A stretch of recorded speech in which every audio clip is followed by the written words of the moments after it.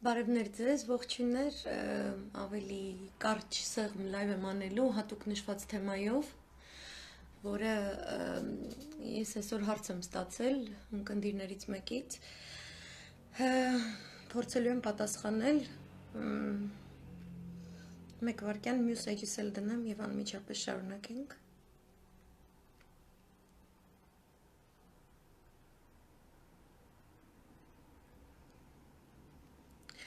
Ճիշտ է, ես որոշել էի ավելի այսպես 2-3 օրը մեկ լայվ ներկայացնել, հիմնականում գեոքաղաքական զարգացումների շուրջ։ Դրանք ստացվում են երկար լայվեր, երեկվանը ամենածավալունն է և իմ կարծիքով ամենակարևորը, որովհետև իրոք շրջադարձային է մերձավոր արևելքում տեղի ունեցող տեղաշարժերը և դրանք ուղղակիորեն կապված են թե մեր հետ, թե արցախյան հիմնախնդրի հետ։ Ուղղակի երեկվա լայվից հետո կոնկրետ ոչ թե հարց, այլ ավելի այսպես, որովհետև ես միշտ փորձում եմ սեղմ ձևով ներկայացնել, շատ դժվար է միայն խոսել Թուրքիայի մասին, առանց խոսելու Իսրայել-Ադրբեջան օրինակ հարաբերությունների մասին կամ Ադրբեջան-Իսրայել հարաբերությունների մասին։ Հիմա որոշեցի ավելի այսպես համեմատաբար ավելի կարճ լայվի ֆորմատով ավելի այսպես խոսակցական ձևով, որպեսզի հերթականությունը բոլորին պարզ լինի, ներկայացնել թուրք-ադրբեջանական մերձեցման նորագույն այս տենդենսները, որոնք իրենք վերջին տարիների ընթացքում եղել են ավելի կուլիսային, եղել են ավելի զգուշ, Ռուսաստանի Դաշնությունը կարողացել է որոշակի ուրեմն ճնշում գործադրել, որպեսզի տարածաշրջանում ու Անդրկովկասում որոշակի բալանս լինի, սակայն երեկվա, ինչպես որ ներկայացրեցի,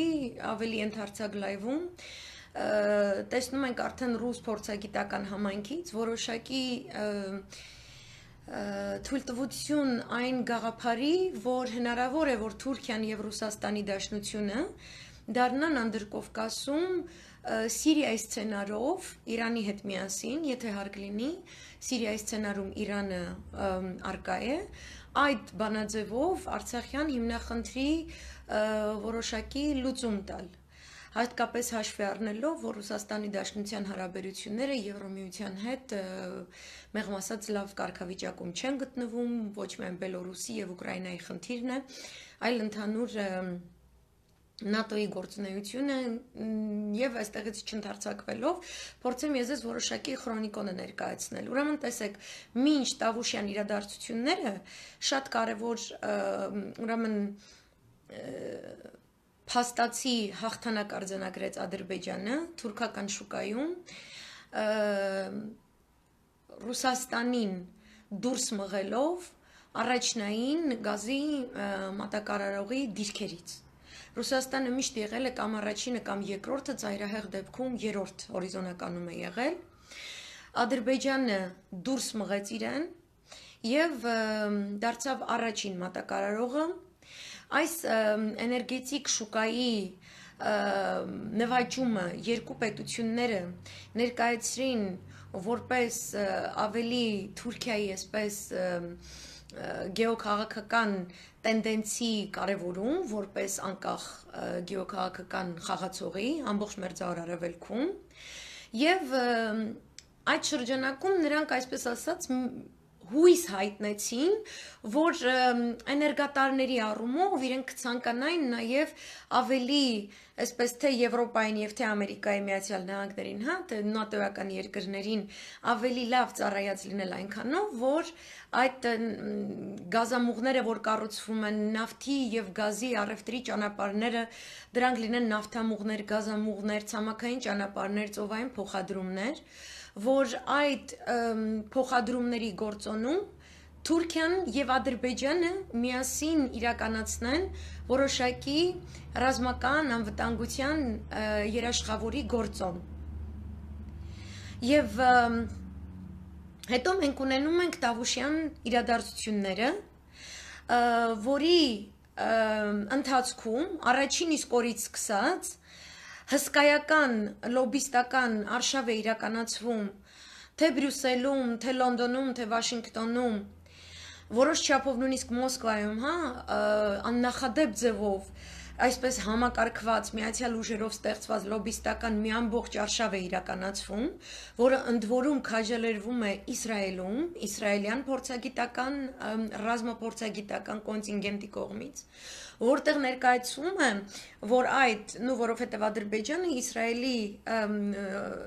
ուրեմն գազի մատակարարման էներգետիկ շուկայում 40% մատակարարողի դեր ունի, դրա համար Իսրայելը որոշակի նման պաշտպանական քաղաքականություն է իրականացնում։ Իրենք ուրեմն ներկայացրեցին, որ Տավուշյան իրադարձությունները ոչ այլ ինչ են, եթե ոչ ահաբեկիչ հայերի Հայաստան եւ Արցախ հետաքրքիր փորձ ուղակի վտանգի տակ դնելու, սպառնալիքի տակ դնելու Եվրոմիության եւ Ամերիկայի Միացյալ Նահանգների էներգետիկ անվտանգության, էներգետիկ պաշարների բազմազանության կոնցեպտները, որոնք այդ պետությունների ամբողջ ՆԱՏՕ-ի համակարգի անվտանգության խնդիր թիվ 1-ն են։ Դա ենթադրում է Իրանի եւ Ռուսաստանի Դաշնության ռեսուրսների բացառումը այդ նավթամուղներից, գազամուղներից եւ առհասարակ էներգետիկ շուկայից, որը ձգվելու է Մերձավոր Արևելքով, հասնի հարավային Եվրոմիություն, այնտեղից մատակարարվի ավելի վեր։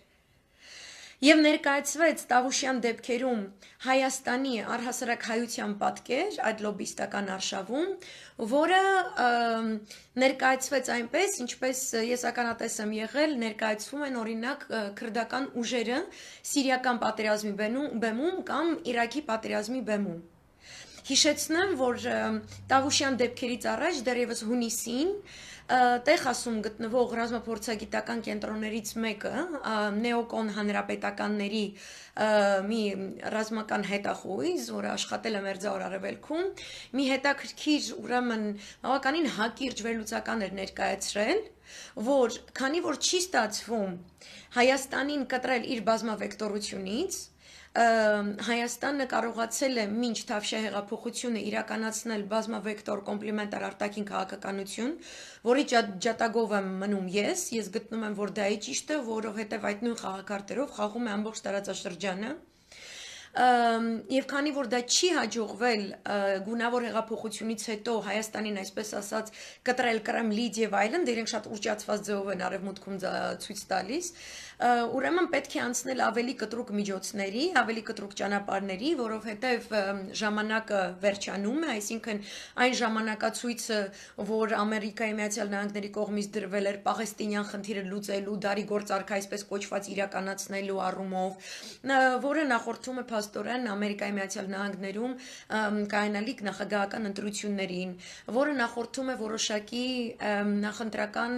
արդեն 4-րդ վերընտրական փուլին Իսրայելում, որը ներկայումս գտնվում է կոալիցիոն ճգնաժամային կառավարության կողմից, այսպես կառավարման մենեջմենթի process-ում, այսինքն քաղաքական ներքին ճգնաժամը շարունակվում է։ Եվ տվյալ փորձագետը ներկայացրել էր, որ պետք է Հայաստանին ներկայացնել Արցախի հետ միասին որպես ահաբեկիչներ հովանավորող, հյուրընկալող ուժեր, որոնք Իրանի հետ միասին եւ Ռուսաստանի Դաշնության հետ միասին վտանգ են ներկայացնում էներգատարների բազմազանության եւ անվտանգության այս ռազմավարական ամերիկյան մեծ շահին։ Եվ այստեղից սկսած պետք է ներկայացնել, որ տեսեք հայերը իրենց վատ են պահում, չգիտեմ, այնտեղ Արցախի տարածքում Իրանից ինչ որ վառելիք է եկել վաճառվել, ընդ որում ես հիշեցնեմ, որ Արցախում նախագահական ընտրություններից առաջ ինչ որ Ազատություն ռադիոկայանի սրտի ցուցարարներ, չգիտես ինչի նկարահանել էին վառելանյութ բերող Արցախ Իրանից վառելանյութ բերող բեռնատարերը, դրանք ներկայացրել որպես sense մեծ խախտում եւ այլն, հա, այսինքն այդ սորոսական փորձերը բաները կարողացել են որոշակի փաստացի ապացույցային բազա տրամադրել Ամերիկայի Միացյալ Նահանգներին PR-ի համար, որովհետև փաստացի առումով Ամերիկայի Միացյալ Նահանգների դեսպանատունը միշտ էլ իմացել է, որ մենք ունենք ավելի հետաքրքիր հարաբերություններ Իրանի հետ եւ որ իսկապես Իրան-Արցախ հարաբերություններում կյանքի գիծ է ավելի շատ գործում, այլ ոչ թե տերորիստների, թմրադեղերի եւ չգիտեմ ինչերի երևույթներ, որոնց մասին Թավշյա իշխանության որոշակի անդամներ պարբերաբար խոսել են, ներկայացնելով այդ այդ ամերիկյան կոնցեպտները, դրանք լոբիստական կոնցեպտներ են, կատարվում են, կրկնում եմ, նավթագազային, եվրոատլանտյան որոշակի շահերին ծառայեցնելու համար, թե Արցախյան հիմնախնդիրը եւ թե առհասարակ դրանով հանդերձ ամբողջ հայկական հիմնահարցը։ Եվ դրան ընդառաջ գնալով էլ, այսինքն նա տվեց այդ ազդակը, որտեվ լոբիստական ուրեմն դաշտը այդպես է գործում, կորպորատիվ շահերը բերելով, դարձնելով, համակարգելով քաղաքական, գեոքաղաքական որոշակի խնդիրների հետ սինխրոն գործող համադրություններ, եւ մենք ունեցանք հետաքրքիր այդ Տավուշյան դեպքերը։ Հիմա դրանից հետո իսկապես սկսվեց այդ ներկայացնելը, որ տեսեք, հայերը ահաբեկիչների պես են գործում, մեր գազետար նավթատարները դնում են վտանգի տակ, ամերիկյան ուժին ծառայող հայ գործիչներ, Հայաստանում գտնվող գործիչներ, պատգամավոր կա իրանց մեջ եւս,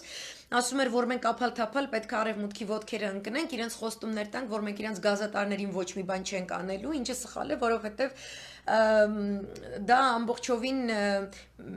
մեր շահերից չի բխում, մեր խնդիրը չի ով որտեղ է կառուցել իր գազատարն ու նավթատարը, մեր խնդիրը թիվ 1 խնդիրը մեր անվտանգությունը, մեր սուվերենության պայմաններում ապահովելն է։ Այսինքն այդ նույն արևմուտքը պետք է 1000 անգամ չափեր եւ հետո նոր կտրեր, որպեսի բռնապետական պետություն հանդիսացող Ալիևների ձեռքում գտնվող այդ հասարակության տարածքով ինչ որ նավթամուղ ու գազամուղ դներ, կամ էլ եթե դրել է այդ գազամուղը, թող բարի լինի, իրանց ոբշեմ իրանց այդ անառակ որդուն կարգի հրավիրի ու ասի, որ նման խաղեր-մաղեր մի արա։ Բայց կա այդ տենդենսը, որը երեկվա լայվում կտեսնեք, պանթուրանիզմի, պանթուրքիզմի հովանու ներքո բերել համախմբել Կենտրոնական Ասիայի, Ադրբեջանն էլ հետը միասին, թուրքական այս երկրներ, որպեսզի դրանք օգտագործվեն որպես հակաչինական ուրեմն գործառույթ, այդ իսկ պատճառով արևմուտքը որոշ չափով աչքը փակելու է այդ երևույթի վրա։ Հիմա դրանից հետո, երբ որ իրենք արդեն, տեսեք, այդ էներգետիկ շուկայում էլ առաջին դիրքը գրավեց, ռազմական գործողություններ, մեզ ներկայացնում են որպես ահաբեկիչներ, մեզ ներկայացնում են որպես պետություն, որը այսպես տերորի է ենթարկում անմեղ ադրբեջանցիներին։ Ես ձեզ ասեմ, որ այդ որակավորմամբ լոբիստական հոդվածները թվով ավելի շատ են եղել, քան հայկական տեսլականը ներկայացնող հոդվածները, ինչը այս իշխանության մեծագույն բացթողումներից է, հուսամ ոչ միտումնավոր բացթողումներից, եւ դրան հաջորդեց արդեն, ինչու են այդ ներկայացնում, ասում են, որ քանի որ մենք այսպիսի ահաբեկիչ ազգ ենք եւ թիրախավորել ենք իրանց գյոզալական այդ ուրեմն նավթամուղ գազամուղերը եւ այլն, ուրեմն հարկ կա, որպեսի այդ համակարգը հարավ Կովկասյան գազային միջանցք կոչվող համակարգը, մի քանի գազատարերի ու նավթամուղերի, պետք է երաշխավորված լինի որոշակի ռազմական կոնտինգենտով, որը կապահովի այդ նավթամուղի, գազամուղի եւ այլնի անվտանգությունը, եւ բնականաբար արևմուտքը չի կարող համապատասխան համաձայնության գալ Ռուսաստանի Դաշնության հետ, ասեմ ձեզ, որ այդ հարձակման նպատակը Ադրբեջանի կողմից այդ Տավուշյան դեպքերի կողմից իրականացվել է ոչ միայն արդեն ուրեմն Թուրքիայի շուկայից Ռուսաստանին դուրս մղելու առումով, այլ առհասարակ, որպեսի այդ նավթամուղում, այդ գազատարներում չլինի ռուսական հումք։ Դա եղել այն պայմանը, որի հիման վրա Ռուսաստանի Դաշնությունը առհասարակ համաձայնել է, որպեսզի կառուցվի այդ միջանցքը,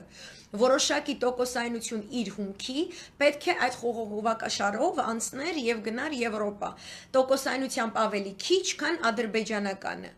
Դա էր համաձայնությունը։ Իրենք հիմա հետամուտ են 0 ռուսական հումքի այդ խողովակներում գտնվելու համար։ Այդ իսկ պատճառով էլ ես երեք իմ լայվում շատ կտրուկ եմ խոսել Ռուսաստանի Դաշնության վարած քաղաքականության մասին,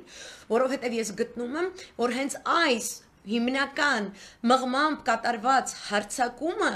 իրեն պետք է հուշի, որ իր գերակա, իր կենսական շահին են խփում եւ այդ ենթատեքստով Ռուսաստանի Դաշնությունը հստակորեն պետք է գծի այն քարտեզը, որտեղ ինքը Հայաստանի Հանրապետության հետ միասին դաշնակից պետություն է, ռազմավարական, ստրատեգիական դաշնակից պետություններ, որոնք դիմակայելու են հանուն մեկը մյուսի փոխադարձ շահերի բավարարման, մեր դեպքում դա կարող է լինել շահ, որը արտահայտվում է հողային տարածքների, պատմական, ուրեմն իրավական հիմք ունեցող պահանջատիրության ձևով եւ մեր կողմից, այսպես ասած, ահլա ու սահլա հրաշալի ծառայություն մեր զինուժի, մեր հրաշալի բանակի, որը այս տեղանքում, այս տարածաշրջանում հրաշալի գործող ուժ է, իրենց համագործակցությամբ ադրբեջանական տարրը իսպառ վերացնելուն այս հատվածից, որը նաև կծառայի այդ նույն Իրանի շահերին։ Այդ իսկ պատճառով ես շատ մեծ քննադատություն եմ ներկայացրել երեք, խնդրում եմ դիտեք եւ հասկանաք։ Ես ոչ թե հերքում եմ, որ Ռուսաստանը մեր անվտանգության երաշխավորն է եւ այլն, ես ներկայացնում եմ, որ Ռուսաստանի Դաշնության կենսական շահին թիրախավորված ձևով հսկայական ոտնձգություն է կատարվել եւ այդ հարցակման առաջին հարվածը կրել ենք մենք։ Այդպիսին է իրողությունը, անկախ նրանից ով է Թավիշից Ռուսաստանին սիրում, ով է Ռուսաստանից սիրում կամ չսիրում Թավիշին եւ այլնին եւ մյուսին, տարերային ժամանակներ են, որովհետեւ այդ բեկումնային տավուշյան իրադարձությունները Իմенно բեկումնային են համարվում այնքանով, որ միանգամից թուրքական հետաքրքիր սցենարով, որ կարող եք տեսնել նույնությամբ կրկնվել են թե Սիրիայում, թե Իրաքում եւ թե Լիբիայում, հանկարծ մեծ հարցականի տակ դրվեց Ռուսաստանի որպես տարածաշրջանային հավասարակշռություն, ուժերի հավասարակշռություն պահող մեծ այսպես իգրոկի, հայ, խաղացողի դերը Դա հարցականի տակ դրվեց եւ նույնիսկ այսպես ասած Թուրքիան չսպասեց ռուսական կողմի ինչ որ մի պատասխանի այս առումով։ Միանգամից ադրբեջանա-թուրքական կողմը անցավ միացյալ ծավալուն, իսկապես աննախադեպ որակավորմամբ ծավալուն զորավարժությունների, այսինքն այնտեղ որտեղ էներգետիկ շուկայում Ռուսաստանը դուրս էր մղվել բուն Թուրքիայի տարածքից, այս անգամ Ռուսաստանի Դաշնության որպես էներգիայի շուկայում գերակայող դեր ունեցող խաղացող Անդրկովկասում իր այդ դերն է գալիս թիրախի տակ, որովհետև այլևս ռազմական լեզվով Թուրքիան եւ Ադրբեջանն են, որ արևմուտքին ավետում են, որ ահա իրենք միացյալ զորավարժություններով կապահովեն այդ գազային միջանցքի անվտանգությունը։ Տեսեք, մեզ հայերիս համար այդ հարցակման ընթացքում դրանից հետո կատարվող լոբիստական ուրեմն որոշակի տենդենսներում, մեր համայնքների կողմից կատարված աշխատանքներում մեր մտքով անգամ չէր անցել իրանց նավթն ու գազը։ Մեր մտքով միայն անցել էր մեր սեփական անվտանգությունը, մեր բոլորի համախմբվածությունը, մենք բոլորս փորձում ենք որոշակի ուրեմն եզրահանգումների գալ, թե նման իրավիճակը ինչպես կարող է անդրադառնալ Արցախյան բանակցությունների վրա, կամ հետագա Հայաստան-Իրան հարաբերությունների վրա, կամ Հայաստան-Ռուսաստանի Դաշնություն հարաբերությունների վրա։ Նավթատար գազատարները դա վերջին թվով էին, հա, մտքի եմ վերջին, ամենավերջին ծայրում էին։ Եվ մենք նույնիսկ զարմացանք, որ բացի նրանից, որ մեզ մեղադրում են դրա մեջ, թուրքերը այնպիսի այսպես չաղ, այսպես բարձ էին դրել իրենց ադրբեջանցի գործընկերների գլխի տակ, որ իրենք շնորհակալ եմ, որ միանում եք 10 լեզվով բարի երեկո եկավ մտքից գալիս բեռը։ Մերսի, որ միանում եք։ Այնտեղից ուրեմն նույնիսկ հնչեց մի աննախադեպ կոչ, որ մենք կթիրախավորենք, այսինքն Ադրբեջանը կթիրախավորի ատոմակայանը, հա, որը ահաբեկչության կոչ է եւ որը մենք պետք է շատ կտրուկ ձևով, ոչ միայն մենք, ռուսները եւս, պետք է հսկայական միջազգային ատյաններում մենք աղմուկ բարձրացնեինք։ Եվ Ռուսաստանի Դաշնությունը, այսպես ասած, որ ավելի այսպես կրքերը հանդարտեցնի, պահելով իր այդպես ուրեմն բալանսավորող ուժ գործոն ունեցող այս պետության դիրքը, հա, փորձեց էլի բալանսի լեզվով խոսի։ Թուրքիան, Ադրբեջանը օգտագործեցին Տավուշյան իրադարձությունները եւ այդ կտրուկ արտահայտությունները, հայտարարությունները, որ այդ բալանսի ուժը ճեղքեն, ընդ որում դա կատարելուց առաջ էլ Հուրիեթում հետաքրքիր խմբագրական էր ներկայացված, որտեղ ես մի քանի անգամ նշել եմ դա, Հուրիեթը բնականաբար Էրդողանի միկրոֆոնն է, որը փոխանցում էր, որ մենք թուրքերս, հարգելի ադրբեջանցիներ, մեր եղբայր ազգ, շատ ենք ցանկանում, որ Ղարաբաղի հարցը հանուն ձեր շահի լուծելու առումով մենք կարողանանք ավելին անել, քան մինչև հիմա իրականացնում ենք խոսքով։ Մենք պետք է ընդունակ լինենք գործով դա իրականացնելու։ Եվ գործով իրականացնելու ճանապարհին խոչընդոտ է հանդիսանում Ռուսաստանի Դաշնության այդ սկզբունքը, որ ինքը իբրև թե Հավասար քանակի սպառազինություն է տրամադրում երկու կողմերին եւ փորձում է այս ձևով ինչ որ բալանս պահելով շարունակել ստատուս քվոն։ Թուրքիան ուղակի բացի բաց հուրիեթով հայտնում էր, որ մենք այդ բալանսը խախտելու ենք։ Եվ եկան եւ խախտեցին։ Դրան հաջորդեց հետաքրքիր մեկ այլ սերտաճում, այսինքն էներգետիկ շուկան սերտաճումը, մենք տեսնում ենք Ռուսաստանի դերի փաստացի նվազեցում, մենք տեսնում ենք Շոյգու, որը գալիս է եւ այսպես արդարանում է ադրբեջանական կողմի դիմաց, թե ինչու է Ռուսաստանի Դաշնությունը ձրի սպառազինություն տրամադրել Հայաստանին, ասում է դե դրանք շին մատերիալներ էին եւ այլն, լավ չի էլի, որ գերտերության պաշտպանության նախարարը արդարանում է, թե ինչու է դա անում։ Եվ ես այդ արդարացման մեջ տեսա Ռուսաստանի Դաշնություն, որը դեմ չի լինի Թուրքիայի հետ Արցախյան հարցը լուծելու այս բանաձևին, որը նաև Ադրբեջանն էր այսպես մաշմշում Տավուշյան դեպքերից հետո, ասելով տեսեք, ԵԱՀԿ համանախագահողների ուրեմն ներկայիս գործելավոճ այլևս մեր շահերին չի ծառայում, ինքն իրեն սպառել է, ոչ մի բան մենք ձեզնից չենք սպասում, պետք է լինեն բոլոր 11 համանախագահողները, այսինքն նկատի ուներ, որ թուրքն էլ այնտեղ պետքա լինի եւ այլն, Եվ դա մեր շահերից չի բխում, պրիվետ, շնորհակալ եմ, որ միանում եք, բարև ձեզ, այսինքն Թուրքիան ուղակի գնում է ստատուս քվոն խախտելու, իր իսկ խոսքերով ասած, ոչ միայն խոսքով, Ադրբեջանին աջակցելու ճանապարհով, այլ նաև գործով, իսկ գործը ռազմական գործ է, այդ իսկ պատճառով հսկայածավալ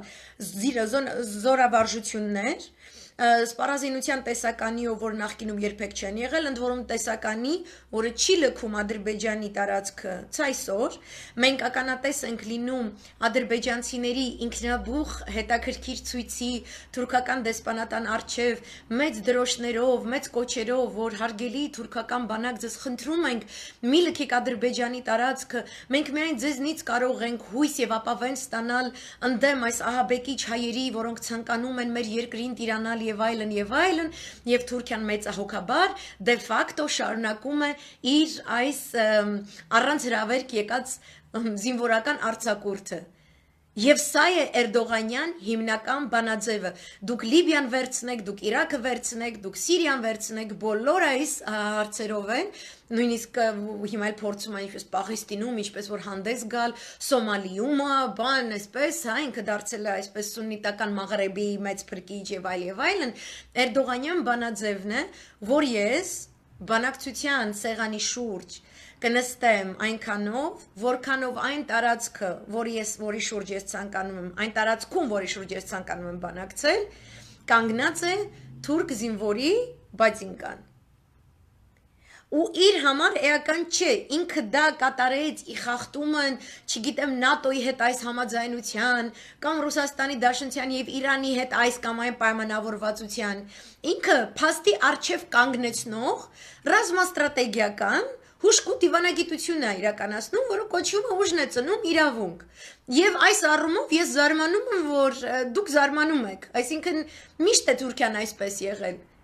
Եվ հիմա արևելյան միջերկրականից մինչև Արցախ, մինչև Կովկաս եւ ցանկանում են նաեւ կենտրոնական Ասիա, ինքը այս ձևով գործելու է։ Բազմիցս անգամ ներկայացնում եմ ինչպես հսկայական արագությամբ անկում ապրող թուրքական տնտեսությունը, հսկայական փակուղիներում հայտնված բոլոր հարևանների հետ խնդիրներ ունեցող թուրքական դիվանագիտությունը, որքանով որ իրենց սպառել են, այնքանով շատ ավելի բազմապատկված է թուրքական բանակի ուժը եւ մուսուլման եղբայրների գաղափարախոսությամբ Էրդողանյան, ուրեմն Լիբիայից ընդհուպ մինչև Պակիստան ամբողջ այս տարածքներով գործող իգիլական, մերձիգիլական ցանցերի կառավարումը, որը եւս ՆԱՏՕ-ին ծառայող գործոն է, որը պետք է օգտագործվի Չինաստանի դեմ։ Եվ այս ռազմական սերտաճումը իր հետարքիր դրսևորումն է գտնում նաև Սիրիայի ուրեմն Աֆրինում բացված հավաքատեղի գործունեության մեջ, որտեղ հավաքագրում են սիրիացի վարձկաններ կամ սիրիական պատերազմական բեմի վարձկաններ, որտեղ իրենք ծագումով սիրիացի չեն, այնտեղ պակիստանցիներ կտեսնեք, աֆղաններ կտեսնեք եւ այլն, որոնք բերվում են Նախիջևան, որի մասին գրում է քրդական մամուլը, որի մասին գրում է այստեղ հունական փորձագիտական մամուլը, որովհետեւ այնտեղ որտեղ իրենք բացեի բաց Նախիջևան են մտցնում այդ վարձկաններին, իրենք այդ նույն վարձկաններին իմիգրանտի տեսքով մտցնում են Հունաստան, օգտագործելով Եվրոմիության ավելի այսպես ձախակողմյան հայացքներ կրող օրենսդրությունը, ըստ որի Հունաստանի պետությանը պարտադրված է ընդունել բոլոր այդ իմիգրանտներին։ Ես հատուկ շեշտում եմ իմիգրանտներ եւ ոչ փախստականներ, որովհետեւ փախստականների թիվը Իրաքից եւ Սիրիայից չի գերազանցում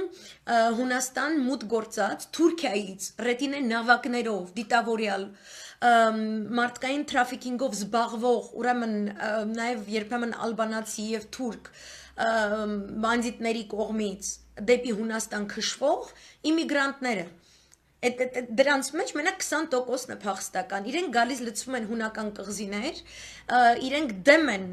իրենց համար հատկացված եվրոմիութենական հատուկ պայմաններ ապահովող ճամբարներում բնակվելու, իրենք օրական յուրաքանչյուրը ստանում են ամեն մեկին հոգ տանելու համար, չափած քաղաքացուն հոգ տանելու համար ստանում են առնվազն 400 եվրո, հարկեր չեն վճարում, ոչինչ չեն անում, հետո իրենք այնքան են կուտակվում այդ ճամբարում, որ ասենք տվյալ դեպքում 2 օր առաջ Միտիլինիում կատարված իրադարձությունները ուրեմն Մորիա գյուղում գտնվող փախստականների համար ճամբար նախատեսված է 2500 հոգու համար, բայց Թուրքիան ամեն օր ուղարկում է եւս մի քանի հազար, եւս մի քանի, 2500 հոգու համար նախատեսված վայրում բնակվում են 13000 հոգի, որոնք սկսում են բունտեր կազմակերպել, որոնք հրդեհ են գցում ճամբարում, ինչն է իրենց պահանջի, իրենք պահանջում են, որ իրենց տան մշտական բնակության իրավունք եւ իրենց տեղափոխեն հյուսիսային Հունաստան կամ այն հատվածները, որոնք սահմանամերձ են, կամ այն կղզիները, որոնք սահմանամերձ են Թուրքիայի հետ, հատվածներ, որոնց շուրջ Էրդողանը պահանջներ է ներկայացնելու Լոզանի համաձայնագրի ավարտի պահի դրությամբ 2023 թվականին եւ այս ամբողջ տեղաշարժերը կատարվում են հենց այդ համաձայնագրի վերանայման տարեթվին ընթരാճ նույն տրամաբանության շրջանակներում էլ տեսեք համընթաց է կատարվում ինչ որ Հունաստանի դեմ է կատարվում է Արցախի դեմ այդ իսկ պատճառով էլ կա որոշակի համադրություն եւ քանի որ թուրքական դիտանկյամբ իրենք ցանկանում են իրականացնել այդ պանթուրքիստական ծրագիրը եւ դա ծառայեցնել արևմուտքի որոշակի շահերին, հիմնականում հակաչինական, որոշ չափով նաեւ հակաիրանական, իրենք ուրեմն դրա դիմաց որոշակի գին պահանջելու են իրենց Օսմանյան կայսրության վերստեղծումը, այսինքն որոշ հատվածներում քրդերի դեմ Ադրբեջանի դեպքում կլինի նաև թալիշների, մյուսների դեմ, հայերի դեմ, որոշակի ոտնձգությունները հույների դեմ, սերբերի դեմ, պետք է թույլատրվի կամ աչքափակություն պետք է ցուցաբերվի այդ Եվրոատլանտյան հետաքրքիր համույթի կողմից։ Այդ իսկ պատճառով Թուրքիան շատ վստահաբար է գործում եւ բնականաբար չի հարգում որևէ փաստաթուղթ, որևէ նախնական համաձայնվածություն, այդ իսկ պատճառով ես գտնում եմ, որ Ռուսաստանի Դաշնությունը ելևեջելով, որ Թուրքիան չհարգեց սա, չհարգեց նա, այս ինչ թուղթ է, ինչ թուղթը, դա մի տեսակ ոնց ասեմ, ընտրովի նաիվություն է, որը չի գործում, դա նշանակում է, որ կան որոշակի պայմանավորվածություններ թուրքերի եւ ռուսների միջեւ, որոշակի մեծ գործընկերության նախադրյալներ, որ թույլ չեն տալիս Ռուսաստանի Դաշնությանը դրսևորել ավելի կտրուկ դիրք։ Այսինքն այն, ինչ մենք տեսնում ենք օբյեկտիվորեն Ռուսաստանի Դաշնության կենսական շահերին վնաս պատճառող գործունեություն Թուրքիայի կողմից, դատելով Ռուսաստանի Դաշնության արձագանքից, այդքան էլ կենսական չեն։ Այսինքն ավելին պետք է Ռուսաստանի Դաշնությունը ինչ-ինչ պայմաններում ակնկալելիս լինի, որպեսզի նման աչքափակություն ցուցաբերի։ Կամ դա, կամ ներքաղաքական թուլացում, կամ առհասարակ Մերձավոր Արևելքում որոշակի հյուծվածություն, որովհետև միմիայն բանակով, միմիայն հրաշալի գործունեությամբ Ռուսաստանի Դաշնության բանակի Մերձավոր Արևելքում դու չես կարող Մերձավոր Արևելք պահել։ Մերձավոր Արևելքը սիրում է պատերազմ եւ տնտեսական աճ հետաքրքիր համադրությունը, որպեսզի քեզ հետ կարողանա դառնալ գործընկեր։ Եվ այդ տնտեսական գործոնը ուղղակի ոնց ասեմ անգլո-ամերիկյան խաղահրապարակ է Մերձավոր Արևելքում, խաղահրապարակ, որը նաև որոշակի տենդենսներ է դրսևորել Կովկասում, Անդրկովկասում եւս մեկ դար առաջ, ինչի հետևանքով մենք կորցրել ենք հսկայական թե հողային եւ թե տնտեսական շահեր, մենք հայերս։ Բաքվի նավթ գազը առաջինը մշակած, նաև Մերձավոր Արևելքում նավթը առաջինը մշակած հայերս։ Այդ իսկ պատճառով մենք պետք է գերկենտրոնացած լինենք մեր բուն համահայկական շահի վրա եւ այդ շահի տիրույթից պետք է բանակցենք եւ խոսենք բոլորի հետ, այլ ոչ թե ասենք, քանի որ դուք մեր, չգիտեմ, ազիզ աղբերն եք, արի սենց ընենց, որովհետեւ այդ ազիզ աղբերը ինչ որ տենց մի հատ ուրիշ ազիզ աղբեր էլա ձեռք բերում այս process-ում։ Այդ գործողությունների հաջորդ փուլը թուրք-ադրբեջանական ռազմական պետք է լինի որոշակի լեգիտիմության հիմնավորում, այսինքն այն, որ նորից այս անգամ ոչ թե Hurriyet-ը, այլ Daily Sabah-ը թուրքական իշխանությունների թերթը ներկայացնում է, որ ժամն է հասել, որ մենք Ադրբեջանում եւս ռազմաբազաներ ունենանք եւ իր զորքը դե ֆակտո չի լքում Ադրբեջանը, ինքը պետք է ինչ-որ ձևով լեգիտիմացնող գործընթաց սկսի դեպի բանակցությունների նոր շրջանակներ ենթադրող գործընթացների պետք է գնա։ Այսինքն իր բացին կամ բերում դնում է հողի վրա, ստիպում է, որ Ռուսաստանը նենց անի, որ Արցախյան հարցը ինքը Թուրքիայի հետ խոսա, չգիտես ինչի։ Իսկ մեզ պետք չի, որ Թուրքիան այնտեղ դեր ունենա։ Մենք միշտ այդ քաղաքականությունն ենք վարել։ Այլ բան, որ Թավիշը 2 տարի այնքան սխալ բաներ արել Չինաստանի եւ Իրանի եւ Ռուսաստանի հետ հարաբերություններում, որ եկել հասել ենք այս կետին։ Այդա աններելի է ցանկացած Նիկոլի, ցանկացած Կոկոլի եւ մնացած եւ եթե այս պահին իրանք հասկացել են ինչա կատարվել, ուզում են հետ դառնան, դա ահավոր անհնարին է թվում այս պահի դրությամբ, որովհետեւ ինչ կատարվեց, Ադրբեջանը եւ Թուրքիան ինտեգրեցին, սկսեցին իրենց արտաքին քաղաքական գերատեսչությունների ինտեգրացիա։ Եթե առաջ ուղակի դե ֆակտո Ադրբեջանի արտգործ նախարարությունում աշխատողների հսկայական զանգված վերապատրաստվում է, կրթություն է ստանում Թուրքիայում, դուք կտեսնեք օրինակ Բրյուսելում կամ Լոնդոնում ադրբեջանական դեսպանատանը աշխատող կամ դեսպանատան շահերին ծառայող լոբբիստներ, որոնք ծագումով օրինակ թուրքական Կիպրոսից են, կամ հենց բուն Թուրքիայից են, երբեմն այդ գիծը այնքան լղոզված է թուրքական եւ ադրբեջանական դեսպանատների միջեւ, որ իրանք մեկը մյուսերի համար գնում են տենց հանդիպումների, էլի, ոնց որ երկվորյա քրերը տեղերով փոխվեն, գնան ժամադրության ասենք։ Ու դա տենց մի տեսակ չգրված օրենքով իրականանում էր միջև հիմա։ Հիմա Ադրբեջանի իշխանությունները գործից հանում են Մամեդյարովին, որը իսկապես գործիչ էր, որի գործունեությունը մենք կարող ենք որակել որպես այդ Ստանիսլավ Տարասովի ներկայացրած կրեմլյան քաղաքականության տրամաբանության շրջանակներում ստրատեգիա равнодальности։ Այսինքն, եթե Մոսկվան առանձին Անկարայի հետ եւ Մոսկվան առանձին Բաքվի հետ վարում է որոշակի մեկը մյուսի փոխադարձ շահերին ծառայող քաղաքականություն, դրանով թույլ չի տալիս, որպեսզի Բաքու Անկարա որոշակի պորտալար կառուցվի։ Այսինքն կենսական, կյանքի գիծ կառուցվի այս երկուսի միջև։ Այդպիսին է եղել իր քաղաքականությունը եւ Մամեդյարովը որպես արտգործնախարար ուներ այդ ուրեմն որոշակի Մոսկվա-Բաքու համադրության շրջանակներում ադրբեջանական շահի վերիմաստավորումը օրինակ Թուրքիայում գործելիս ինքը ուներ ավելի անկախ մանևրեր իրականացնելու դաշտ ըստ այդմ էլ ինքը համապատասխանաբար դեսպաններ եւ հյուպատոսներ էր նշանակում Միշտ եղել է, այսինքն իր գործելավոճում Մոսկվայի գործոնը միշտ եղել է ներկա։ Եվ այդ էր պատճառը, որ նույնիսկ նախքան Դավուշյան իրադարձությունները արդեն իսկ խոսք էր գնում, առնվազն 3 ամիս այդ դեպքերից իրադարձություններից առաջ, որ Մամեդյարովին պետք է հեռացնել։ Հա, այսպիսի բամբասանքներ էր տրվում, որ հատկապես Մեհրիբանը Իրանի իբր թե չի սիրում, ինչ որ sense բաներ էր արվում, ու հետո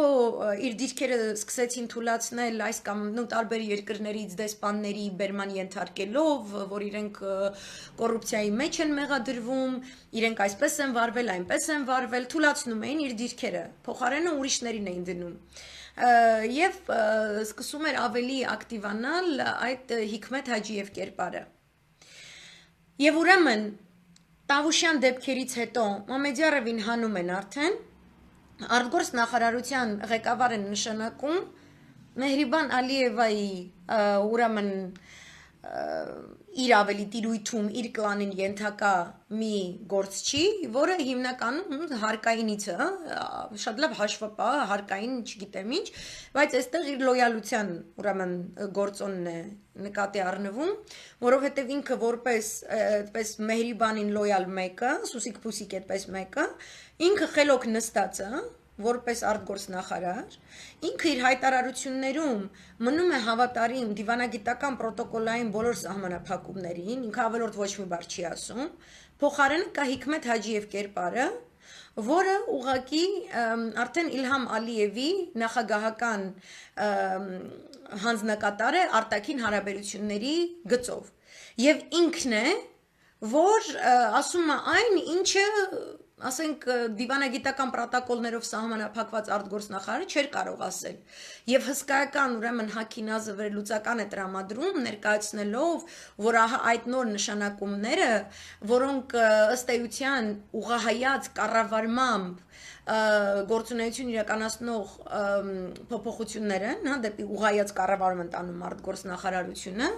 այդ ամեն ինչը կատարվում է, որպեսզի արտաքին քաղաքականության դաշտում Ադրբեջանը մեծ հեղափոխություն ունենա ու սկսի 0 կետից։ Այսինքն արտաքին գործերում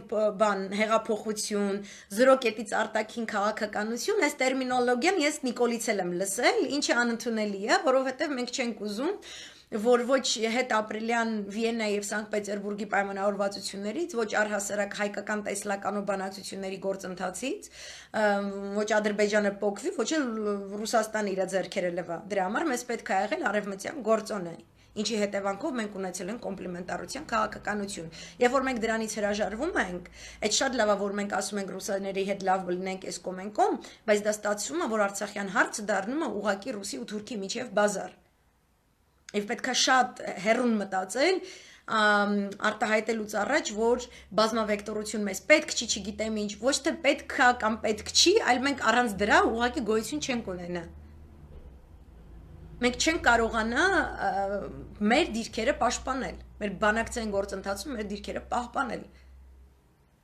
Եվ երբ որ ուղղահայաց ձևով այդ կառավարումը գնում է ադրբեջանական արտգործնախարարությունում, դուք կտեսնեք այդ նույն ֆորմուլայով գործում է թուրքական արտգործնախարարությունը։ Արդեն սկսում են հարաբերությունների այնպիսի տեսլականներ, իրար հետ պասերով, իրանք այդպես էլ նշում են հանդիպումներում, ընդ որում անընդհատ հղում անելով Հայր Ալիևին, այդ մեկ ազգ երկու պետություն կոնցեպտով, մենք միասին կարողանանք ներկայանալ աշխարհին որպես նոր սուննիտական հասարակարգ, որը կընդարձակվի ընդհուպ մինչև չգիտեմ Կենտրոնական Ասիայի մյուս ծայրից Պակիստանը ծափահարությունները բուրըն մատուցում Ադրբեջանին եւ Թուրքիային, այսպես իրանց վերածննդի համար եւ այլն, այսինքն անթակույց ձևով Ադրբեջանը իր արտաքին քաղաքական ոլորտը, այսինքն էներգետիկ ոլորտից հետո Տավուշյան դեպքերից հետո զորավարժությունների տեսքով ռազմական ոլորտից հետո ունեցանք արտաքաղաքական ոլորտի սերտաճում թուրքական սեգմենտի հետ։ Սա դե ֆակտո իրականանումը, որին հաջորդեց ինչը անցյալ շաբաթ։ Ուրեմն ունեցանք, կրկնում եմ, էներգետիկ, ռազմական, արտաքին քաղաքական։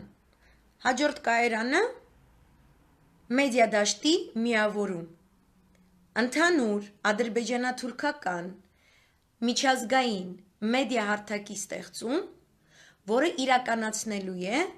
ադրբեջանա-թուրքական միացյալ արտաքաղաքական տեսլականի պրոպագանդա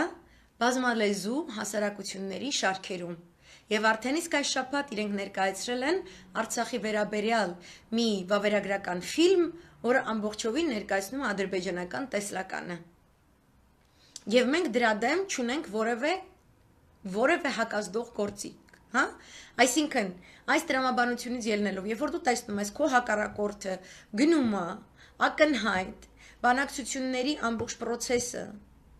ամբողջովին քանդելու ճանապարհով, արդեն ոչ թե փուլի մասին է խոսքը գնում, ոչ մի բանի մասին խոսքը չի գնում, այդ գնում է ես Ադրբեջանը ու Թուրքիան, մենք միասին ենք, մենք գալու ենք, անենք այն ինչ որ ուզում ենք, որովհետև մեր իմացած ձևը դա է։ Ոչ ձեր բանակցությունները, ոչ ձեր ԵԱԿ համանախագահողները, ոչ ձեր ՄԱԿ-ը, ոչ մեկ մեզ հետաքրքիր չի, մենք ոչ մի բանի հետ հաշվի չենք նստելու։ Մենք անում ենք այն, ինչը գտնում ենք ճիշտ, ինչ պետք է աներ Հայաստանի կառավարությունը նման դեպքում։ Ինքը եւս հակազդող որոշակի տենդենսներ պետք է ունենար։ Պետք է ունենար Իրանի հետ, Չինաստանի հետ, պետք է ունենար Ռուսաստանի Դաշնության հետ ավելի այսպես մեծ փոխըմբռնում։ Բայց մենք ունենք մի հատ Նիկոլ, որը չի կարող անգամ զանգել Պուտինին։ Մենք ունենք գործիչներ, որոնք կարող են Ռուսաստանի Դաշնության նույնիսկ ներսում ազդել որոշակի ձևով, որոնք այդ գործունեությունը չեն իրականացնում։ Եվ մենք ունենք հետաքրքիր ձևով փորձում է մեր արտգործնախարարությունը հետաքրքիր բազմավեկտոր քաղաքականություն իրականացնել Մերձավոր Արևելքում, որտեղ այնտեղ կա հստակ հակաթուրքական գործոն, հանձինս արաբական պետությունների, որոշ չափով Իսրայելի։ Ես Իսրայելի հետ դեսպանատուն չէի բացի այս պահին։ Ես դեմ եմ ուրիշ բան, որ Կիպրոսը, Հունաստանը, որոնք Իսրայելի հետ ծովային տարածքների եւ այդ տարածքներում գտնվող գազային հումքի բաժանման, համատեղ օգտագործման եւ այլ խնդիրներ ունեն, իրանք նույն տարածաշրջանում են։ Մեզ вообще դա պետք չէր։ Տեսնենք ինչ ա լինելու այդ ամեն ինչի վերջը, որովհետեւ Իսրայելը հակաադրբեջանական պահվածք չունի։ Իսրայելը Ղարաբաղի մասին մնում է նույն կարծիքին, որովհետև ինքը ունի Ադրբեջանից ունի էներգետիկ որոշակի հումքի կարիք, որը իր շուկայում 40%-ն է հանդիսանում, ինքը չի հրաժարվելու դրանից։ Ուրեմն սերտաճում արտաքաղաքական վեկտորը, մեդիա վեկտորը, դա հսկայական գործիք է, մենք որևէ մեկի հետ չունենք, նման համաձայնություն մենք չունենք այսօրվա դրությամբ հայկական տեսլականով Արցախյան հիմնախնդրի մասին, հայոց ցեղասպանության, պահանջատիրության մասին, հայկական հարցի, Մերձավոր Արևելյան հայության, Սփյուռքը հայության եւ այլ խնդիրների մասին, նման ուրեմն նյութեր տարածող որևէ օտար միջոց։ Մենակ կա հայկական Սփյուռքի մամլո միջոցներ, ինչ որ չափով այտենց մեկու մեջ եթե ինչ որ մեկը սիրի մի հատ երկրում ինչ որ մի հատ այտենց ռեժիսոր կամ բան ինչ որ մի բան կարող է Ղարաբաղի մասին նկարի,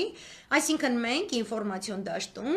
ամբողջովին պարտվում ենք։ Ու մենք չունենք այդ ադրբեջանա-թուրքական մերձեցմանը սերտաճմանը հակազդող որևէ բան։ Մենակ ԵԱՏՄ-ը Նիկոլ փչացնում ամեն ինչ։ Նիկոլը այնտեղ չկա, ու ԵԱՏՄ-ն դեռևս շարունակում է այդ բալանսավորման ու չգիտեմ ինչի ես գիծը պահող այս քաղաքականությունը տխմարությունը։ Ուրեմն նու Ռուսաստանի մասին է խոսքս, որովհետև ինքը ասում եմ Ադրբեջանը ԵԱՏՄ-ի մեջ չի, հապկի մեջ չի, ես չեմ կարծում էլի, որ տենց կարիք կա, տենց բան էլի, բալանս պահենք։ Հիմա ավելացնեմ վերջին շերտը ու տեղից լայվը կվերջանա։ Այսօր ուրեմն հանդիպում են ունեցել Թուրքիայի եւ Ադրբեջանի արդեն առևտրի նախարարները, երկու կանայք են, մեկը մյուսից տգեղ, նույն բոյի համարյա, նույն գիրությամբ, նույն դոշերով, նույն, в общем, այտենց, մեկը սև աղաքած, մեկը սև կոշիկով, մեկը սպիտակ կոշիկով, ու իրենք արդեն քննարկում են ազատ առևտրային գործարք։ Երկու երկրների միջև ազատ առևտրի հսկայական գործարք, ազատ առևտրի մեծ պայմանագրերը, համաձայնագրերը Տրամփն է մոտակցել ամբողջ տարածաշրջանով մեկ, եւ իրենք ասում են, որ եթե ներկայումս երկու պետությունների միջև առևտրի շրջանառությունը 4.4 միլիարդ դոլար է 2015 դրությամբ, իրենք ցանկանում են ուրեմն 15 միլիարդի հասնել։ Հիմա սա հայտարարությունը, որ ամբողջովին կրկնում է դեռևս փետրվարին Էրդողանի կատարած հայտարարությունը, որը ասել էր, որ Բաքվում էր հայտարարել, եթե չեմ սխալվում, որ իրենք ներկայումս փորձում են ուրեմն Ղարս Նախիջևան երկաթգծով կամ այլ ճանապարհներով Թուրքիայի հետ ունենալ ուրեմն հսկայական, Ադրբեջանի հետ ունենալ հսկայական առևտրային շրջանառություն, սակայն այն, որ Նախիջևանը այսպես կիսափակված վիճակում է գտնվում, այսինքն այն, որ խանգարում է Հայաստանը, իրենց թույլ չի տալիս, որպեսզի իրենք կարողանան ավելի մեծ ծավալի առևտուր իրականացնել եւ ասում է իրենց հաշվարկով այս երկու պետությունները Նախիջևանի կողմից որոշակի փոփոխություններ իրականացնելու դեպքում կարողանային այդ առևտրի ծավալը հասցնել 15 միլիարդի։ Եվ ասել է Էրդողանը, որ իրենք այդ 15 միլիարդին ուզում են հասնել 2023 թվականին։ Այսինքն այդ նույն ճանապարհով, որ իրանց արտաքին քաղաքական հարաբերությունները, մեդիա պլատֆորմը, իրանց ռազմական փոխհարաբերությունները, կրթական մրթականի մասին էլ չեմ խոսում, գաղափարաբանական էլ չեմ խոսում, լույսի արագությամբ ադրբեջանցիները շիիզմից անցնում են սունիզմի, որովհետև դա է դեպի Թուրքիա ուրեմն կանաչ լույս տալիս։ Հիմա մենք ունեցանք նաև այս առևտրային գործոնը։ ու դուք տեսնում եք այդ Հեյդարի ասած մեկ ազգ երկու պետություն կոնցեպտը ինչպես է իրականանում հենց այդ պանթուրքիստական, այդ պանթուրանական գաղափարախոսության շրջանակներում։ Այսինքն էս էլ ու պրծելի, առևտրայինն էլ համաձայնվեցին, վայ լավ էլի, կեցը Ծառուկյանը կփրկի այս երկիրը, իմ մոտ տենց բաներ չկան, էլի, խնդրում եմ, մի գրեք տենց բաներ։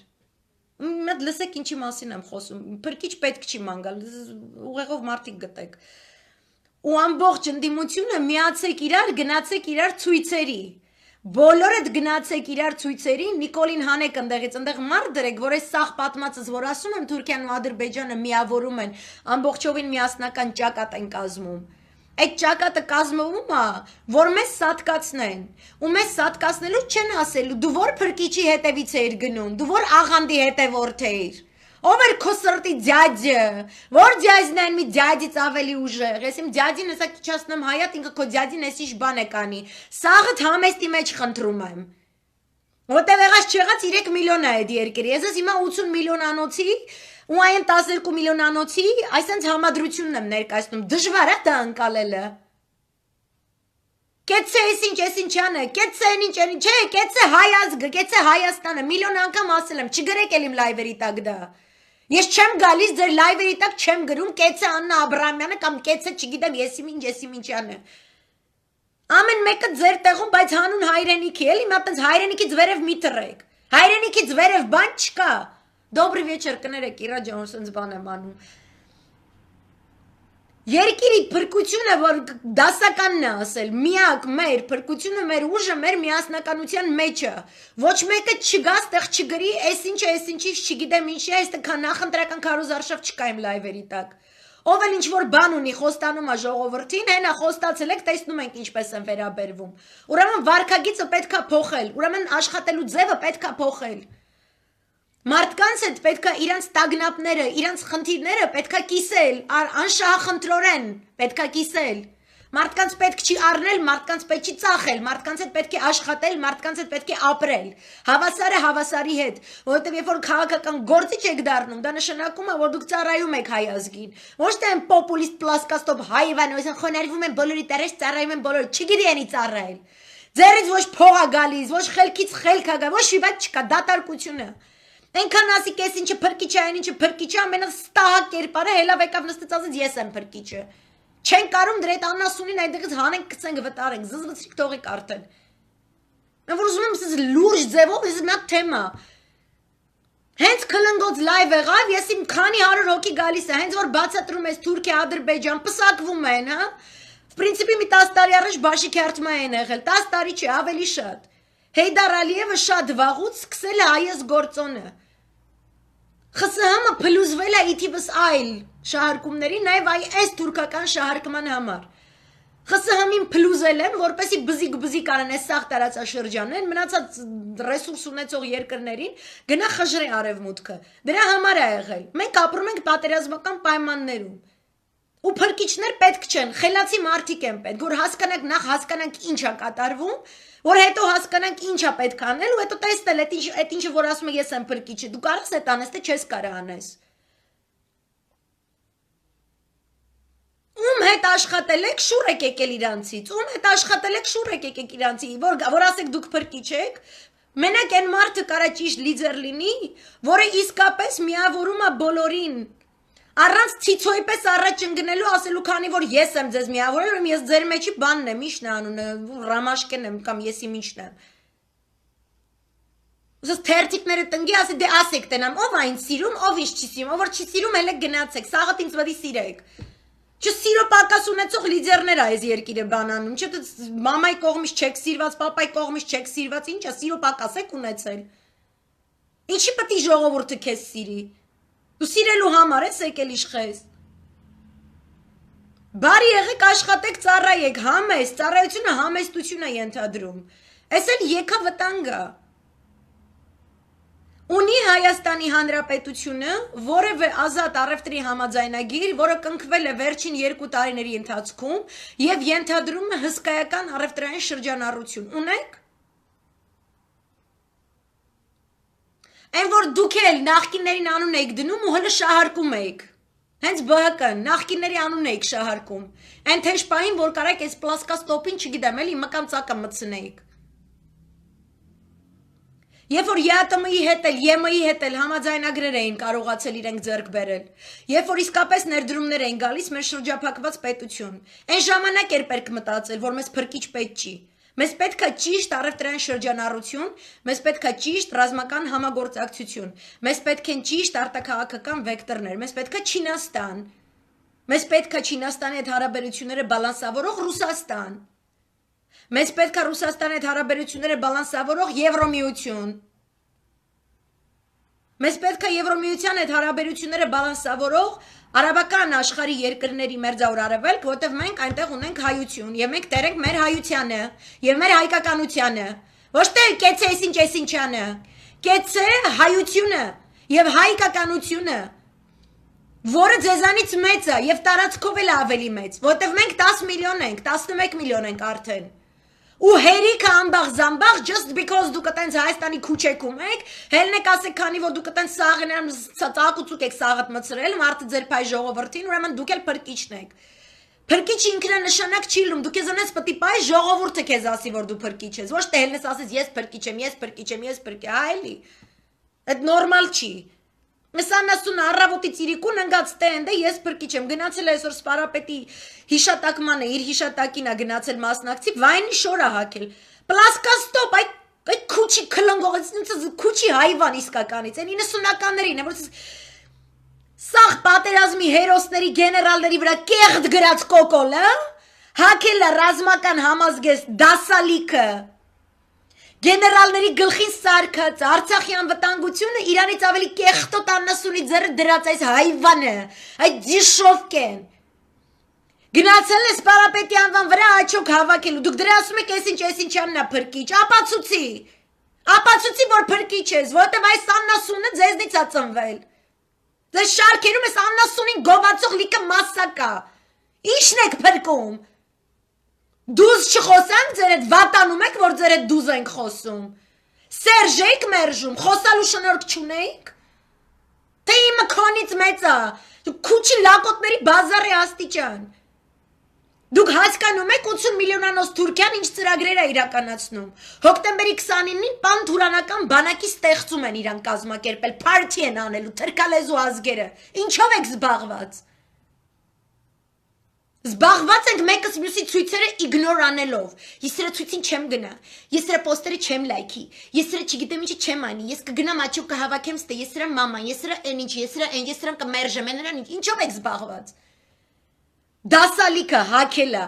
վարչապետի համար հատկացված ռազմական հագուստ, կյանքում բանակում չծառայած, բանակի մաման այնքան է իր գրիչով այն բանից արել, հələ գնացի աչոկ հավաքում խնձորեսկում։ Ու դուք օքեյ եք դրա հետ, դուք եք ապրում, այդ երևույթի կողքը դուք եք ապրում։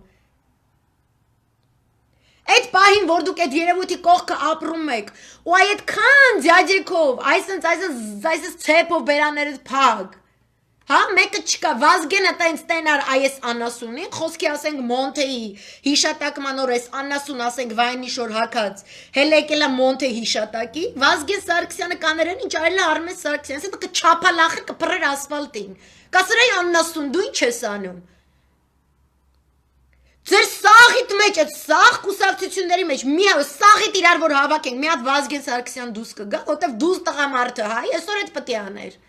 Որտև դուզ հայ քաղաքական գործիչը, եթե երեք կարդա, որ թուրքական բանակ է ստեղծվում, այսօրը տեսնի երկու հատ այսպես կնիկ թուրքի լամուկ անասուններ, դրոշները առած այսպես տնգլ ասում են ո՞նց անենք, Նախիջևանից ուրեմն հայկական տարածքների վրա կոխրջելով թուրքական բացինկենքով, զենքերով, դրոններով, հա, կստացի այդ թուրքական դրոնները իսրայելյան դրոնների տեխնոլոգիաներով է ստեղծված, նենց որ դες մի հուսադրեք, որ տենց իսրայելի դրոններից ազատվել եք։ Այդ բայրակտարը իրանց իսրայելյան բաներով է, իսրայելցիներն են տվել, ասել են դուք սարքեք, թող ձեր դրոնները խփեն հայերին։ Դամար ես դրա տիրումերն են։ Հայաստանի տարածքի վրով այսպես քայլելով, հա? Սյունիքը բանը մեղրի մուղրի սենց բանը Արցախն ռադանելով, հա, սաղի ջնջելով, 150,000 հայերի ջնջելով, ոնց անեն, որ 4.4 միլիարդ առևտուրը, որ հիմա կաաբարոտ այդ երկու երկրների միջև, աճ դառնա 15 միլիարդ։ ու իրանք կոնկրետ դրել գծել են այդ քարտեզ, ախպեր, իրանք դրել ասել են մի երկու ճոճերը, որ այսքան ամիս հետո Էրդողանի ասելուց հետո հելը լեկել են, արդեն սենց ուրեմն այդ նշանակում է տեքստերը պատրաստված է համաձայնագրի, հա, ու սենց որ խորանաս խոսքի թուրքական ռազմական հետախուզության օֆիսներում որ պետք էր այնտեղ խորացող հայերը լինեին, բայց քանի որ մեր ԱԱՑ-ն ձեռքում մենք այտենց կայֆերով չենք զբաղվում, որտեղ իրենք խաղաղասիր թուրքեր են բան, հաշտեցման են կանոններ, NGO-ներ բաներից, էլի սորոսական պատմաբաններից ու գրողոսով ջանդամներից Դուք կտեսնեիք այդ ռազմական հետախուզության գրասենյակներում ոնց են իրենք այդ ճամփեք բացելու, ոնց է 4.4 միլիարդը դառնում 15 միլիարդ։ Ու որ ինքը հետևողական է նշանակումը։ Ինքը ասել է այսքան միլիարդ կբերեմ, ինքը կոնկրետ քայլեր է դրա համար ձեռնարկում։ Ձեր կոկոլը մեռավ իր կախարդական փայտիկից խոսալով։ Ինչն է աճել այդ կախարդական փայտիկից հետո։ Ձեր ինչն է աճել։ Ում հետ ինչ շրջանառություն ունեք։ Դիմակների համար տուգանելով ու չգիտեմ են տատիկ պապիկներ են որ սալֆետկա փուչիկ են ծախում փողոցներում դրանք ՀԴՄ կտրելով ինքը ձեզ բան անելու տնտեսական աննախադեպ թռիչքային աճ ու գրողուսև ցավով ապահովելու դուք հասկանում եք ձեր հակառակորդը ոնց է մտածում ու դուք ինչով եք զբաղված ու որ դուք այդ սաղ ջաջեքովդ չեք կարում ասել մի հատ պլասկաստոպի որ տղա ջան այդ փողը ոչ թե քո կնգաֆոնդ պետք է գնա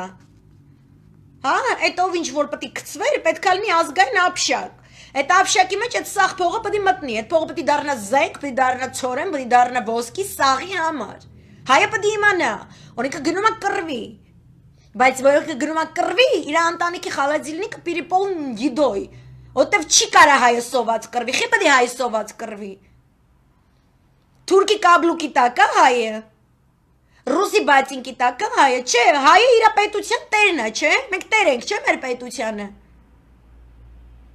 Խի պետք է ժողովուրդը քյասի բանա, դիմակի տուգանքով ոստիկանն էլ նվաստանա, որ ինչ որ աղջիկ է կապցնում դիմակավոր փողոցում, ասում եմ, «Մի տուգանեմ, բանը, այնտեղ չգիտեմ»։ Կոկոլենք պարգևավճարի աճ են սահմանել իրանց համար ազգային ժողովում։ Կոկոլենք ոնց են պարգևավճար ստանալու։ Հիմա ես նայում եմ Թուրքիան ոնց է իր բյուջեն լցնում, Ադրբեջանի հետ ինչեր են անում, ես ձեզ եմ նայում։ Փորձագետ եմ, համեմատում եմ, տեսնում եմ այս երկիրը, որ Վժվատյանի սենց ծրագրեր է ձեռնարկել իր համար, անենց է Սևրի դաշնագրի մասին դարդանում Էրդողանը, քունու դաթար կորցրած, աչու ձախ ընգած, էլ ստեղա զենք մտցնում, էլ ընդեղա զորք մտցնում, էլ ստեղա, չգիտեմ, Սոմալիայից կռվողներ ա բերել Թունիսից, Մորոկոից, չգիտեմ որտեղից, Եգիպտացիների հետ Լիբիայում իրար է հագնում էսյան էյան, որ այդ Սևրի դաշնագիրը հանկարծ չգա չչոքի իր բգին։ Ինքը նենց անի, որ այս սաղ բազարի վերջում 2023 թվին, այս սաղ տարածքը մի հատ մեծ ուրախ միացյալ թուրքական պետությունը, սուննիտական ումմայա, որտեղ սուլթանին ծառայելու պատրաստ հայերը կորակավորվեն որպես սուլթանի հավատարիմ հայեր, ով էլ որ իրանց դեմ կհելնի, կասի հանուն մեր ազգային, այս ինչի, այն ինչի հանուն Անդրանիկի Նժդեեսյանեյան, սրանց սաղին տերորիստ կհանի, կդանի կփագի, կբանտարկի ու կպրծնի հայ ազգը, հետո դուք կասեք, վա ինչ լավ է, եվս 600 տարի կապրեք թուրքական բացինքի տակ։ Մի նախադասություն ստեղ գրեք, իմ մոտ այս ասոցիացիաներն է գալի, ինձ մեկըդ գրի կեց է այս ինչ անը, ես տենում եմ լրահոսում էլ, այս ինչը միայն կփրկի մեր երկիրը, այն ինչը միայն կփրկի մեր երկիրը, այն ինչյանը մեր փրկիչն է,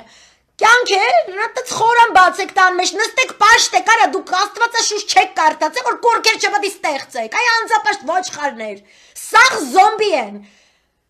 փողով զոմբի, առանց փող զոմբի, պրոստը զոմբի, դուք ախմախ եք դուք։ Թուրքը գիտես խի է հոկտեմբերի 29-ին բանակ կազմում, Որտև նոյեմբերի 1-ին 20 միլիոն հոգի թուր գործազուր կա դառնալու, իրանց փայլու փող չունի։ Այդ մասնավոր բիզնեսը, որ սենց Էրդողանը ասել էր, խնդրում եմ, սրանց մինչև նոյեմբեր ոչ մեկի գործից մի հանեք, ես դες կսուբսիդավորեմ։ Պրծելա սուբսիդիաները, փողը պրծելա։ Ինչի է 29-ին բանակ ստեղծում պանթուրանիզմի եղեղջ Այա Սոֆյան հելավ սարքեց բան սենց իսլամի գնան աղոթեն Մուղամեսյանեյան։ Ինչի է այս գործոնի վրա տանում։ Որտև սոված թուրքը, որը գործազուր կա, եսի մինչ այդ 20 միլիոնը, հելնելու է գնա Անկարայի վրա, ասի արա, ես ինչ ես անում, սոված մերնում եմ, չի ասելու, ես քո զոմբին եմ, միայն այս ինչը կփրկի, չէ, Գնաք աչոտ կպահանջի, կաս ինչով էր զբաղված, ինչ պատերազմ բանակեսյան էյան։ Իսկ ինքը մինչև այդ կսարքի այդ հսկայական բանակը, կասի ես ձեզ սուլթանական Թուրքիայում խոստացել, սարքում եմ։ Սաղը տեկեք կռվելու, ինչ գտնեք, ինչ ավարեք, ինչ ոբշեմ, ինչ որ վերցնեք, ինչ ավար կվերցնեք, սաղ ձեզ այդ ավարը։ Քաթարից փող ա բերում, Լիբիայից փող ա բերում, Ադրբեջանի հետ առևտուրը կսկսի, Իրանի հետ կբարիշի առևտուրը կան, մինչև հիմա առևտուր են անում ինքն ու Իրանը, ինձ նստե պատմը, թե բա Թուրքը Իրանի հետ չունի, ես կմեռնեմ էլի։ Սուննին էլ շիան էլ առևտրի համար մեռնում է, այդ իրանց կրոնի մեջ դրած ա դա։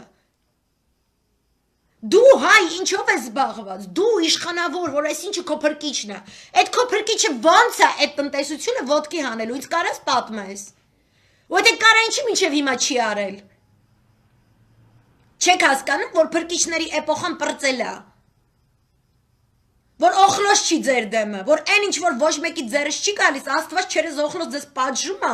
բայց իրականում դա դեմոսի սրտին հաճելի է։ Որտեզ եզական բաները, այս ինչը կփրկի մեր երկիրը, այն ինչը կփրկի, ինչ է փրկիչ մանգալիմ։ Մարդը ձեր փայ փրկեք ձեր երկիրը, մարդը ձեր փայ, ոչ թե ամեն մեկը վարչապետ, հա։ Ամեն մեկը ձեր կանգնած տեղում արեք այն ինչը ճիշտ է քո պետության համար, քո ամեն մեկը քո փայ ձևի։ Տաքսի վարողը մաքուր տաքսի ունենա, նորմալ երաժշտություն հնչեցնող, իր շապիկից թարմ լվացքի հոտ գա, այ ոչ թե չասեմ ինչի հոտ գա, որ ամեն ինչ մաքուր լինի, իր հետ խոսեն նորմալ հայերենով, որ մանիկյոշության չասի, ես Նիկոլի համար մեռնում եմ, ինքսից չգիտեմ, ինքը մանիկյորը կսի շատ է փլնի։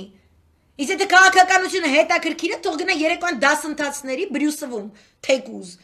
ու քաղաքականություն սովորի։ Այդ քաղաքականությունը ծամոն չի, անես չի, էլի, որ այսօր սենց գնդակով տշեցիր կամ ես իմ բան, տենց cool sportsman ես բան, մեկին հանիր փռիր կավյորին, վсё, ուրեմն քաղաքականության մեջ է նույնը կանես, չէ, այդ գիտություն է,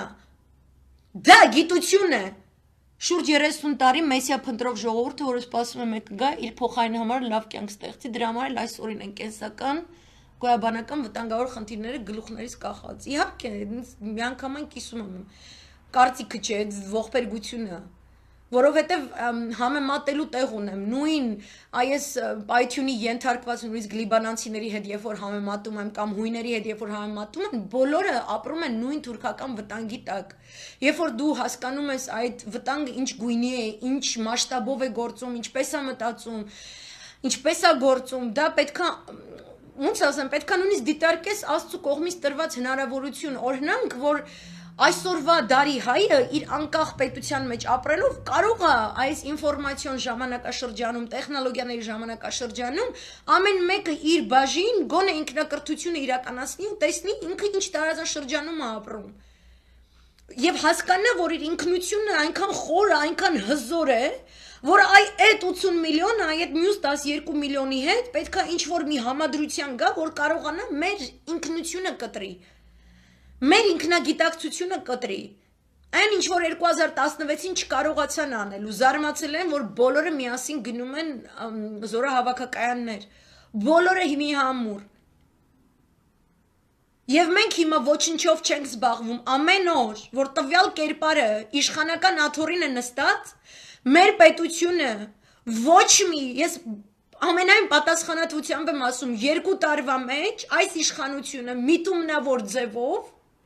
թողել է ինֆորմացիոն կռվի դաշտը ու հեռացել է,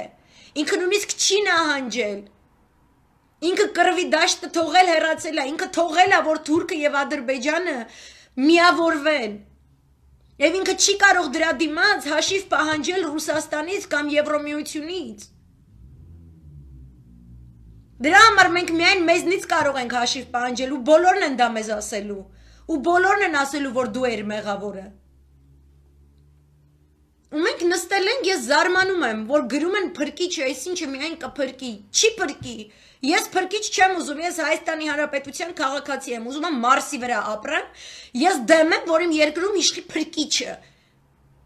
Մեկ փրկիչ կա, Հիսուս Քրիստոս, բարի եղեք, գոնե քրիստոնեության կոնցեպտներին ծանոթանաք, որ ամեն պատահածի փրկիչ չանվանեք։ Որտեվ քո պետական պաշտոնյան ինքը պետք է նախ եւ առաջ հավատարիմ կերպով իրականացնի սահմանադրությունից բխող իր պարտականությունները Հայաստանի Հանրապետության անկախության հռչակագրից բխող ոգով ինքը Աստված չի, ինքը Հիսուս չի, ինքը Եսիմինչ Սուրբ չի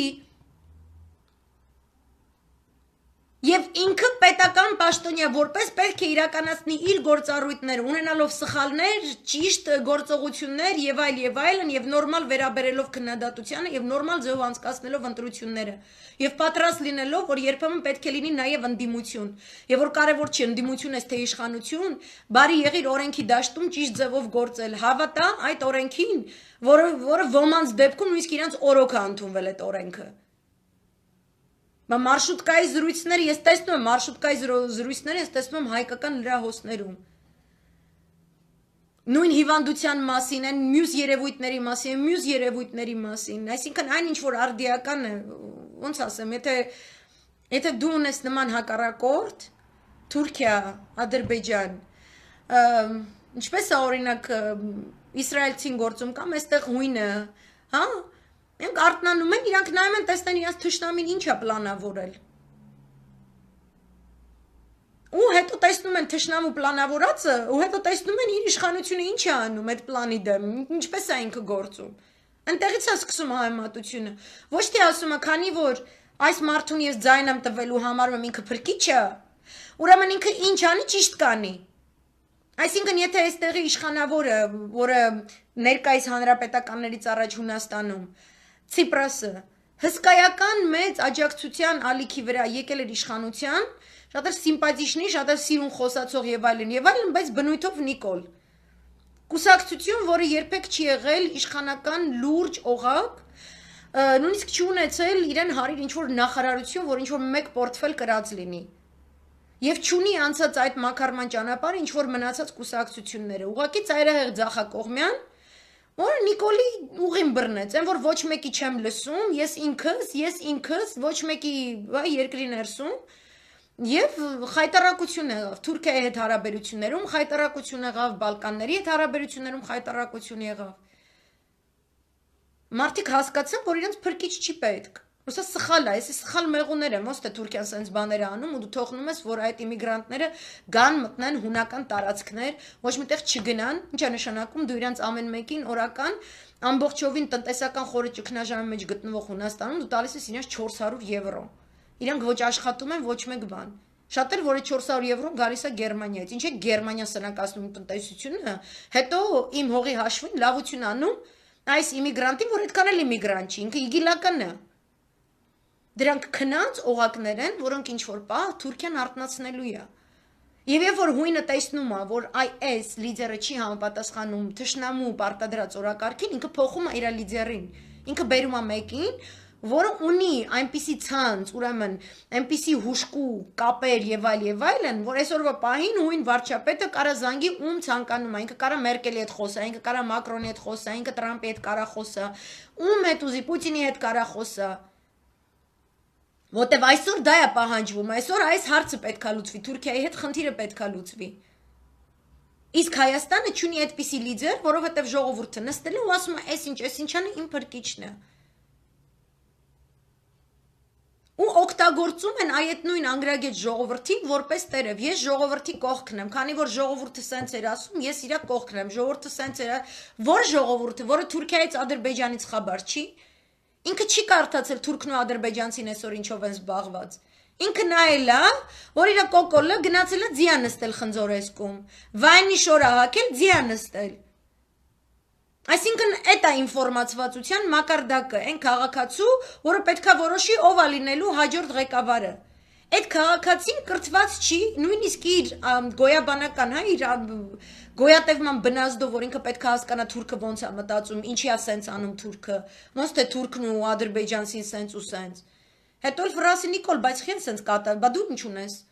Բա դու ինչի Իրանի հետ մի հատ պլատֆորմ չես ստեղծում։ Բա մի հատ դու Չինաստանի հետ առևտրային պայմանագիր կնքի։ Բա մի հատ Ռուսաստանի սենց արա, բա Նիկոլ մի հատ էլ Մակրոնին զանգի։ Իհարկե, իրենք չեն էլ թաքցնում, որ իրենք պասիվ ռումբեր են, Նայրա ջան, երեք ուրեմն կադրեր են ցույց տալիս, այրվող ճամբարն է, այդ այրվող ճամբարի ֆոնին երկու պակիստանցի սենց քայլելով ժպիտները երեսին ու հույն օպերատորն է, հունական հերոստակայանից կամերան իրանա բռնել, այսը ժպտալով ասում ու բրծավ ձեր կղզին, վերջացավ, էլ չկա ձեր կղզին, ուրախանում է։ Ուստեղ այսպես կտցրած ձախակողմյաններ կան, որ առաջարկել են երեք հունական բանը Facebook-յան պրոֆիլներում սև լենտը ավելացնենք, որ ինչ մեղք են այդ իմիգրանտները այդ պայմաններում ոնց են ապրում բան։ Ու դիտավորյալ երեխեք, մանր երեխեքին, որտեղ որ կամերա կա, մանր երեխեքին այսպես լցնում են կամերաների առաջ։ Սաղի մոտ iPhone-ներ, սաղի մոտ, չգիտեմ, բարարաններ, եսի մինչեր, իրանց փրկությամբ եւ օրիենտացիայով զբաղվում են գերմանական NGO-ներ, որոնք ֆինանսավորվում են Սորոսի կողմից։ Իրապես փախստական ընտանիքներ են Սիրիայից, Իրաքից, Գերմանիան տանում է իր տարածք, այս սրանց, այս իմիգրանտ կոնտինգենտին քաղաքացիությունները, որ ասեմ, Թունիս, Մորոկկո, Նիգերիա, Սոմալիա, Պակիստան, Աֆղանստան։ Սրանց պարտադրում են, որ Հունաստանը ոչ թե պահի իմիգրանտների համար նախատեսված ճամբարում, այլ իրենց ինտեգրի իրանց հասարակության կյանքում։ Հատկապես Հունաստանի հյուսիսում, հատկապես Թուրքիայի հետ սահմանամերձ տարածքներում, որտեղ ապրում են իսլամացած հույներ, ընդհանուր թվով 95,000 հոգի,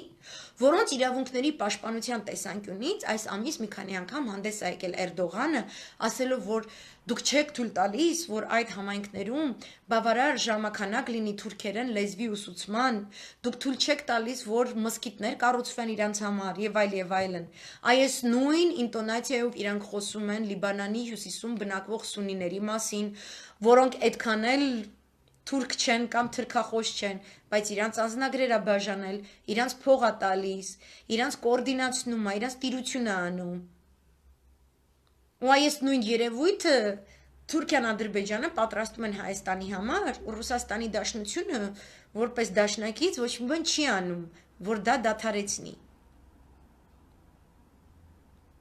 Ինքը այնպես կարող էր անել, որ այս զիբիլը մեր տարածքից գնա, չի անում։ Հոլանդիայում էլ են դրանց խղճում, հա, այդ շատ հավես է, մենք էլ այստեղ հույնեն էլ ասում են, ով որ խղճում է, իրանք էլ թող տանեն։ Հունաստանի համար իսկապես էս կենսական խնդիր է, որովհետև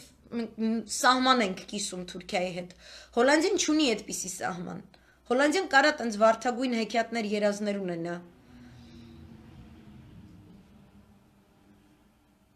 Ու հենց այստեղ է, որ Ռուսաստանի գործոնը պետքա լինի ավելի որոշիչ։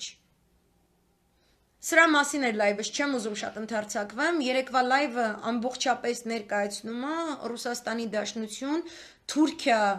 հետաքրքիր ռազմավարական փոփոխությունները ամբողջ մերձավոր արևելքով, այն ամեն ինչ վերաբերում է մեզ, որովհետև ես երեք Ստանիսլավ Տարասովի տեքստում տեսել եմ շատ վտանգավոր բան, որ հայկական հարցը հարաբերում է Բաքվի եւ Մոսկվայի միջև հարաբերություններում այնպես, ինչպես քրդական հարցը հարաբերում է Անկարա եւ Վաշինգտոնի միջև հարաբերություններում։ Չէ, ես գտնում եմ, որ այդպես չի, ես գտնում եմ, որ մենք հաղթանակած ազգ ենք, ես գտնում եմ, որ մենք պետք է մեր հաղթանակին տեր կանգնենք, ու դրա համար ոչ թե փրկիչ առաջնորդներ են պետք, այլ պետք են կռված մարդիկ, ում ներկայությամբ թուրքն էլ, ռուսն էլ, մյուսն էլ տակն են անում։